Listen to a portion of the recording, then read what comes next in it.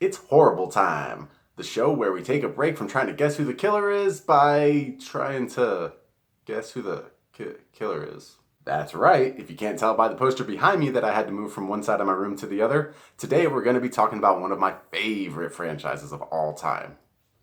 Stab! Scream! But before we get into all of that, it is time for the debut of that sweet, sweet intro. Hold on a second. I don't know his number. Hello, this is LonGo. What's your favorite scary movie? Huh. Yeah, that's a really tough question, but I'm glad you asked. I mean, I really like Cabin in the Woods. It Chapter 1 has got to be up there. Ooh, People Under the Stairs Camp, Satanic Panic, Behind the Mask, The Rise of Leslie Evil Dead 2013, Pumpkinhead, Jason X. Wait, yeah, what? You heard me. I said Jason X, motherfucker. Basket Case, Braid, Secret Santa, Halloween 6, Young Up. Some people are so rude, you know? So today we're going to get into some Scream 5 theories. I'm going to try to debunk one that I see going around a lot that seems to be pretty popular, and then I'm going to try to prove one that I personally would fucking absolutely love.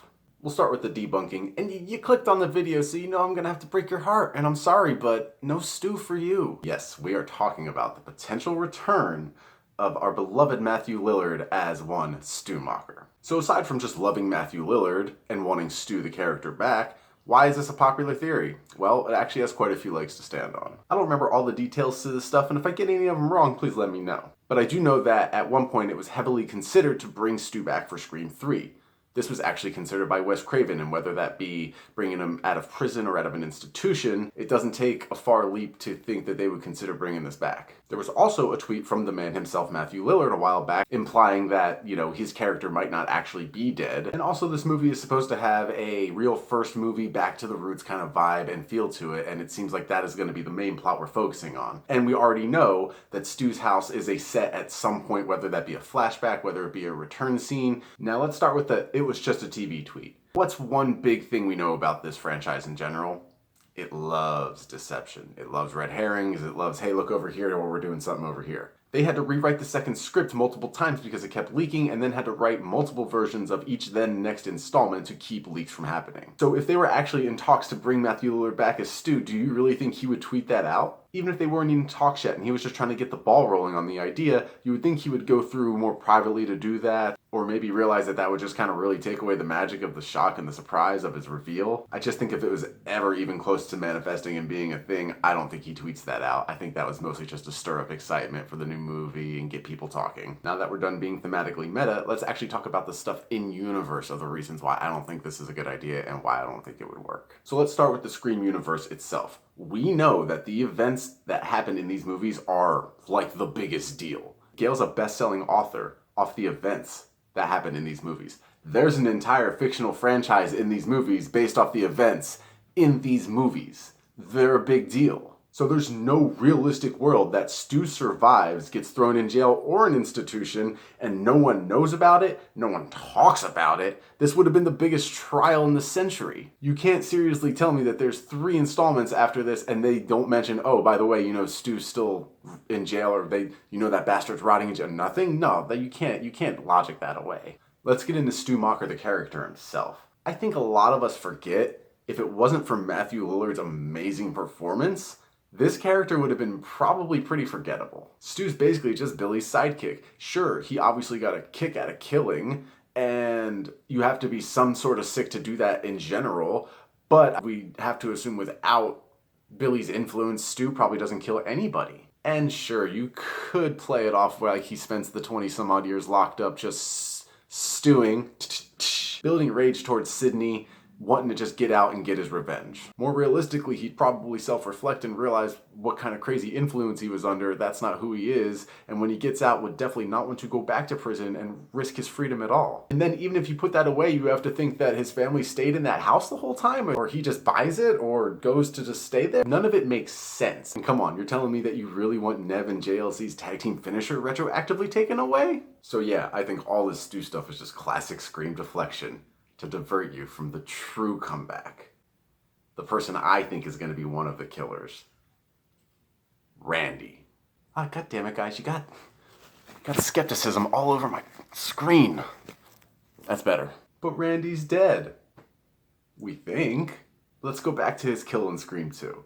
He gets pulled into a van, it rocks a bunch with some hip-hop guys coming through, and then when we see him, he just kind of looks like he had some ketchup sprayed on him. I think a much more likely and logical plot is that Randy survived his attack and then has to go into witness protection in order to avoid future attacks from other Ghostface or those Ghostface. And in that scenario brings me to Randy's motive. So we know going all the way back to the first movie that Randy is in love with Sydney.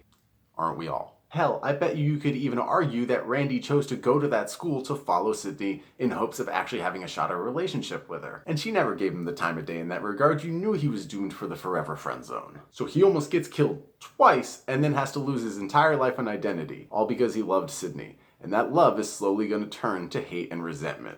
We also know that confirmed characters are Randy's sister Martha and her 2 twin children. So maybe you have the twins running around killing people for most of the movie while Randy's behind the scenes masterminding. Right when we think our finale fight's over, Sydney defeats both of the twins, she goes to turn to leave or something, and then stab another ghost face.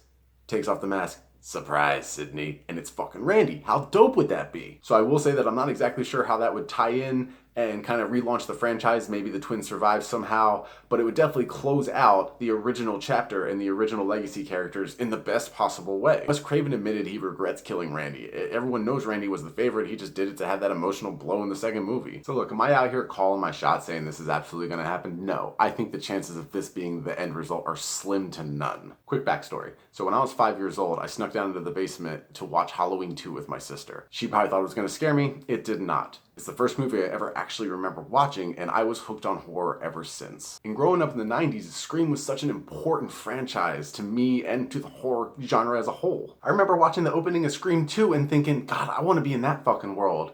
I want to be in the world where they hand out masks and props to horror movie openings and the entire theater is just going fucking apeshit, and every time someone gets killed, they erupt. Because for me, and I'm sure for probably a lot of other people, growing up as a horror fan or even just being one can make you kind of feel sometimes like an outcast or like a weirdo. And the Scream universe, it made me feel maybe not normal, but it made me feel okay to be myself. Just like all of you who've embraced me so far.